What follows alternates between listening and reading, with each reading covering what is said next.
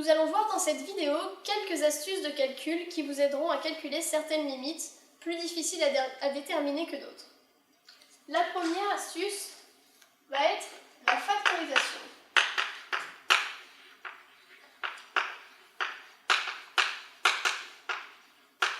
Imaginez par exemple qu'on vous demande la limite de h de x égale x au carré moins x.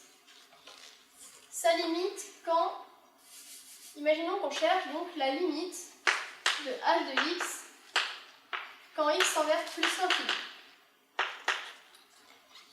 Si on essaye d'appliquer les règles vues avec les sommes, x au carré va tendre vers plus l'infini, moins x va tendre vers moins l'infini, quand x tendra vers plus l'infini, et finalement on aura une forme indéterminée. On ne peut donc pas appliquer la règle habituelle. Mais si l'on remarque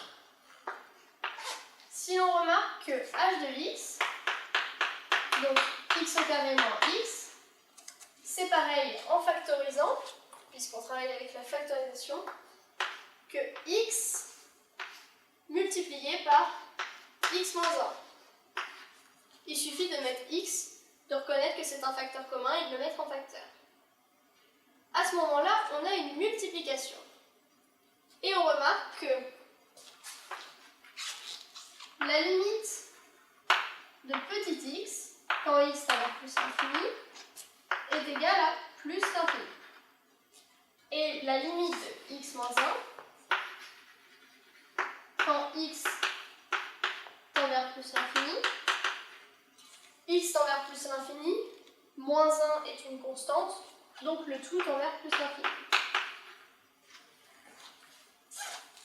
Ici, on a un produit de deux termes qui tendent vers plus l'infini. Donc finalement, en appliquant la règle des multiplications, quand x tend vers plus l'infini, la limite de h de x, c'est-à-dire la limite de x fois x moins 1, ou encore de x au carré moins x, puisque ces expressions sont égales, vaut quelque chose qui tend vers plus l'infini fois quelque chose qui tend vers plus l'infini, plus l'infini. Ici, vous voyez donc que factoriser permet de se débarrasser d'une forme indéterminée et de trouver quand même la limite en appliquant une autre règle, en passant par exemple par une autre opération des multiplications.